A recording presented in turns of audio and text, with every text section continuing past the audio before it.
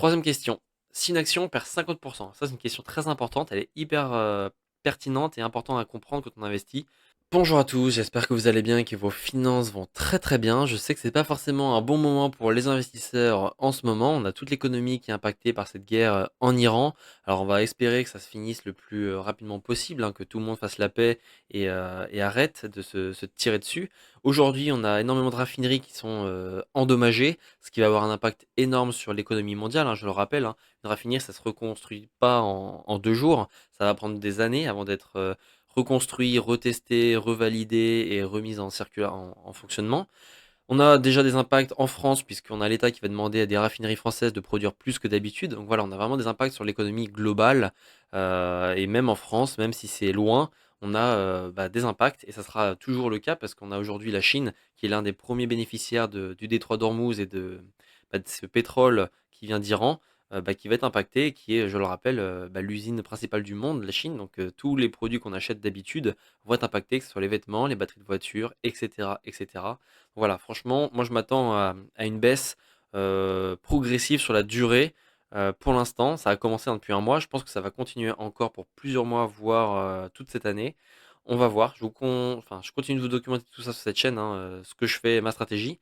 Mais aujourd'hui, j'aimerais qu'on revienne surtout sur les quiz que je vous fais depuis maintenant plus de 2 semaines, puisque mon objectif c'est de faire un peu évoluer toute ma communauté sur les aspects financiers, économiques du monde.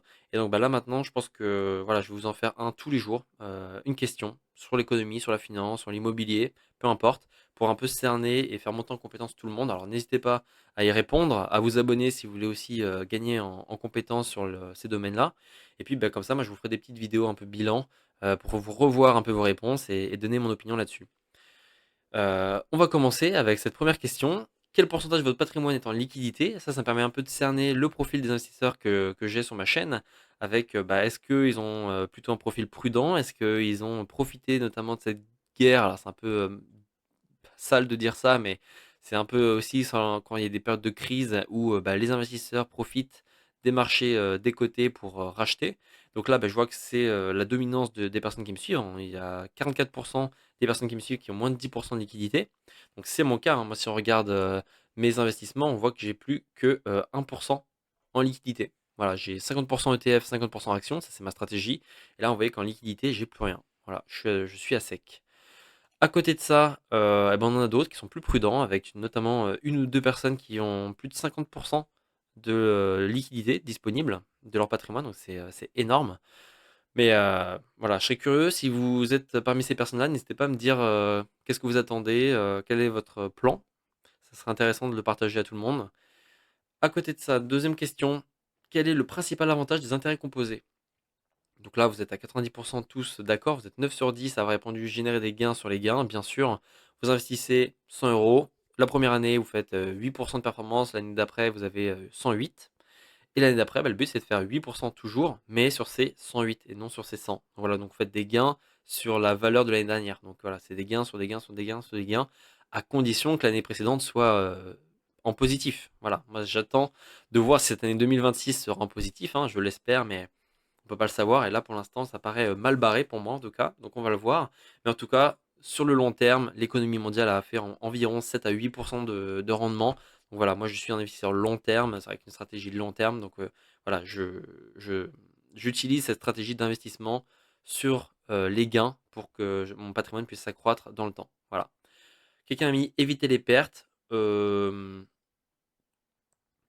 je ne vois pas la logique derrière ça. Non, c'est vraiment investir et avoir des gains sur des gains. Troisième question. Si une action perd 50%, ça c'est une question très importante, elle est hyper pertinente et importante à comprendre quand on investit. Si une action perd 50%, de combien doit-elle remonter pour revenir au prix initial? Et là, c'est plus mitigé. On a 79 personnes, 79% des personnes qui ont mis 100% et elles ont raison. Mais il y en a quand même certaines qui ont mis 50% et d'autres 75%. Vous devez bien comprendre que vous investissez sur une action, n'importe laquelle, elle vaut 100. Vous perdez 50%, donc elle vaut plus que 50%, vous avez perdu la moitié de sa valeur. Maintenant, qu'est-ce qu'il vous faut pour que vous reveniez à 100? Il vous faut le double. Et pour faire le double de quelque chose, il faut faire 100% de ce que vous avez. Donc, vous devez doubler vos gains, donc faire 100% de ce que vous avez. Donc c'est ça qui est compliqué, c'est qu'en bourse, les pertes font plus mal parce que pour les rattraper, c'est plus dur, c'est 2 fois plus dur. Vous perdez 10, il vous faut 20 pour revenir à l'état initial. Vous perdez 50, il vous faut 100 pour revenir à l'état initial. Donc c'est pour ça que quand vous voyez des grosses baisses en une journée de moins 8%, eh ben c'est beaucoup plus dur de revenir à l'état initial. Faut pas juste faire plus 8 et ça reviendra. Non, ça marche pas comme ça. Donc voilà, faut faire attention. C'est très important de le comprendre. Et c'est pour ça que quand on voit des moins 15, moins 20, bah, ça fait très très mal psychologiquement. Après, faut le voir justement comme une opportunité dans certains cas, si l'entreprise est complètement mal jugée, on va dire, par le marché. Et c'est ça qui est le plus dur à comprendre aussi. Pourquoi les ETF sont souvent recommandés aux débutants? Donc là, vous êtes 19 à avoir répondu, et pour la majorité, vous avez bien compris que c'était pour la diversification. Ça fait partie aussi de ma stratégie, hein. C'est pour ça que j'en ai 50% dans mon portefeuille. C'est pour un peu assurer le socle de mes investissements. Si jamais j'ai besoin d'argent demain et qu'on est en face à une crise, bah, si je peux avoir encore une partie de mes investissements qui soit pas trop en perte, bah, ça serait pas mal. Donc c'est pour ça aussi que j'investis en partie sur des ETF pour me diversifier. Ensuite, on a quel biais pousse à acheter quand le marché monte et vendre quand il baisse. Alors ça, c'est le fear of missing out, c'est quand on a peur de louper une opportunité. Donc là, c'est à la fois la hausse, quand vous voyez tout le monde qui achète de l'or, par exemple, vous dites mince, vite, il faut que moi aussi j'achète ma pièce d'or. Ah bah ça, c'est le FOMO. Vous avez la peur de louper le train de l'or, par exemple. Et donc ça arrive à beaucoup de monde. Et même moi, aujourd'hui, je peux avoir des FOMO qui me traversent l'esprit. Et puis je me ramène vite à ma stratégie ou à mes plans initiaux. Mais c'est aussi à la baisse quand il y a quelqu'un qui vend, il y a beaucoup de monde qui vend, voire une institution qui vend, et que vous avez une de vos positions qui fait du moins 10, moins 20, vous dites oula, qu'est-ce que j'ai pas vu? Est-ce que c'est pas le moment de sortir aussi de ce train qui a l'impression d'aller vers le mur en tout cas? Voilà, c'est un biais qui pousse pour la plupart du temps, faire perdre de l'argent en fait aux personnes. Voilà, que ce soit bah, parce que vous achetez quelque chose qui va faire une grosse baisse derrière, parce que bah, tout le monde l'a acheté, et donc au final c'était complètement survalorisé. Soit bah, vous allez vendre alors qu'en fait c'était juste une crainte court terme du marché, et qu'au final bah, l'entreprise va remonter juste après. Et en fait vous avez vendu votre position en baisse, alors que bah, tout simplement vous auriez attendu un mois plus tard, vous serez potentiellement remonté. Alors parfois ça peut prendre un an ou deux, hein, mais voilà, c'est surtout un biais qu'il faut essayer de faire face et essayer de revenir un peu sur du rationnel quand on a une idée comme ça qui nous traverse l'esprit. Ensuite, quel indicateur permet de mesurer la rentabilité d'un bien immobilier? Alors là, c'est plus complexe parce que j'en fais pas beaucoup sur ma chaîne, mais c'est tout simplement le rendement locatif. Voilà, combien est-ce que vos loyers couvrent en termes de pourcentage sur votre investissement initial? Vous investissez 100 000, chaque mois vous avez 10%, donc 10 000 qui sont payés en loyer. Alors on va partir du principe que c'est les intérêts plus le capital, etc. On va pas calculer, mais c'est ça qu'il faut regarder, ça va être le rendement locatif. Combien est-ce que votre bien immobilier génère en rendement? Voilà. Le DPE, c'est pratique pour savoir un peu si votre bien est une passoire thermique, s'il va falloir faire des travaux, etc. Mais ça ne va pas permettre de mesurer la rentabilité. Ensuite, les gains sur les gains, c'est cas concret. On investit 1000 euros, et ben avec 8% par an pendant 10 ans, combien est-ce que j'ai à la fin en valeur? Et ben on a fait plus du double. On double ses gains après 10 ans avec plus de 8%, parce qu'on arrive à environ 2156 si on fait un investissement. Enfin, on calcule le rendement par an. Si on fait sur les mensualités, ça sera plutôt 2250.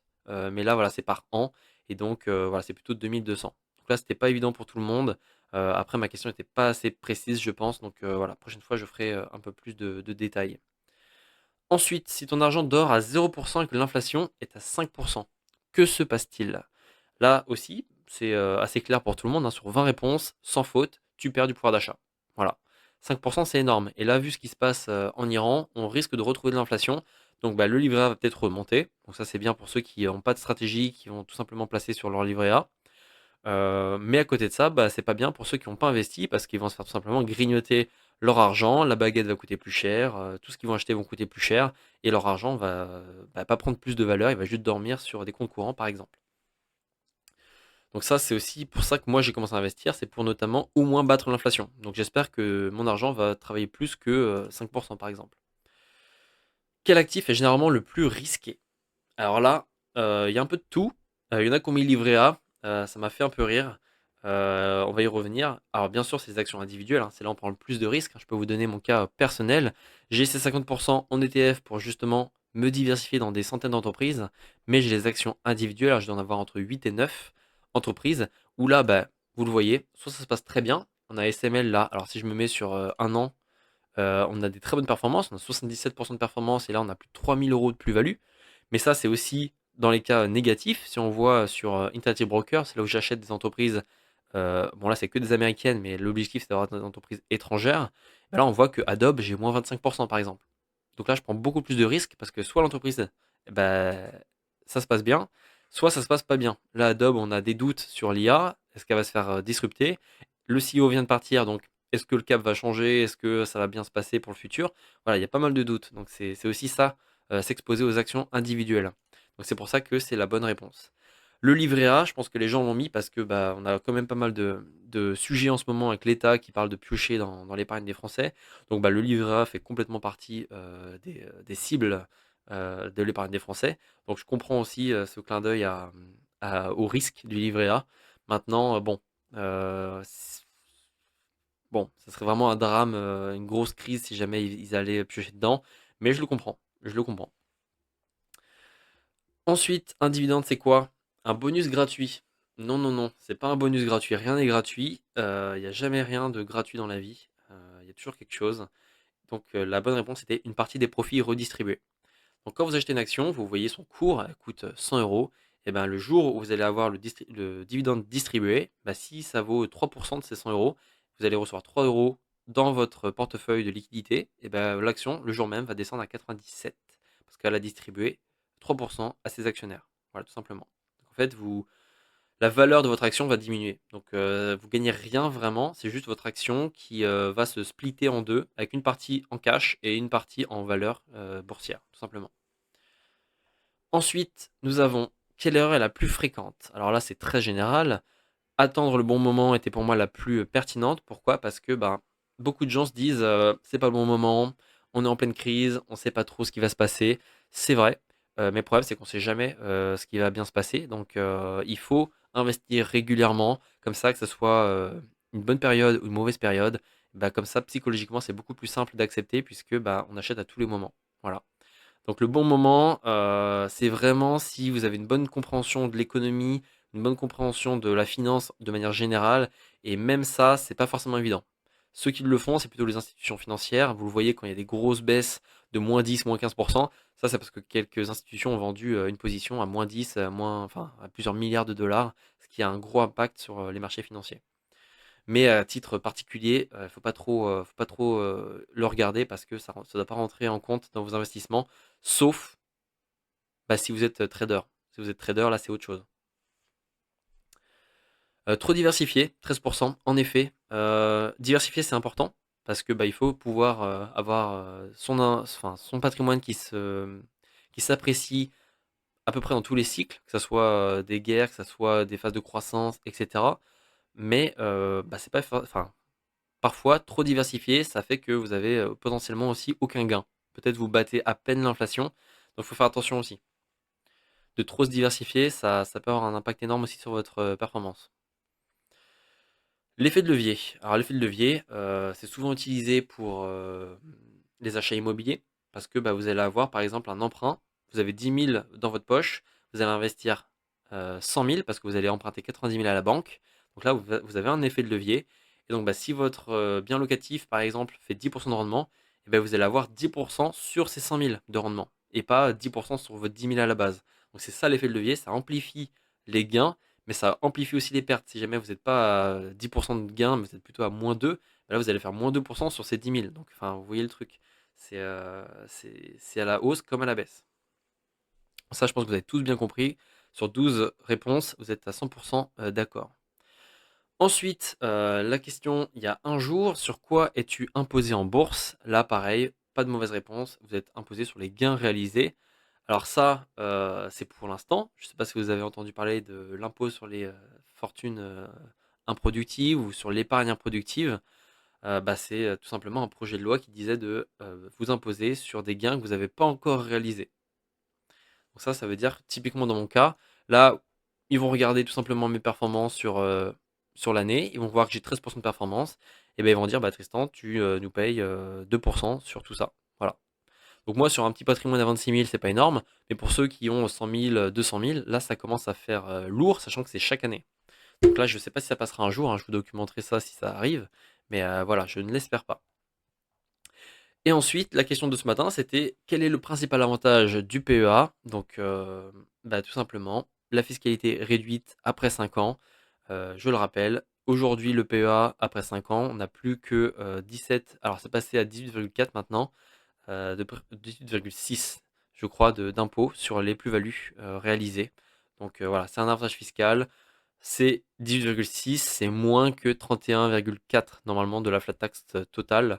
Si vous le faites avant, bah, ça pète le PEA, donc attention. Mais voilà, en effet, il y a un avantage fiscal. Par contre, en échange, vous pouvez investir que en Europe ou que dans des entreprises européennes. Voilà. Alors, il existe des moyens de contourner ça, hein, il y a les ETF synthétiques, mais faites attention aussi parce qu'on a le gouvernement qui regarde aussi les gens qui investissent dans les ETF synthétiques, ils sont en train d'en discuter pour voir est-ce que c'est pas un contournement de l'objectif principal du PEA. Donc voilà, à faire attention. Voilà pour les quiz, dites-moi ce que vous en avez pensé. Est-ce que vous voulez des trucs plus compliqués, plus complexes? Voilà, n'hésitez pas à me le faire savoir, je vais adapter ça en fonction de vos réponses. De mon côté, je continue de vous documenter cette aventure d'investisseur et cette découverte de l'investissement, de la finance, de l'économie en général.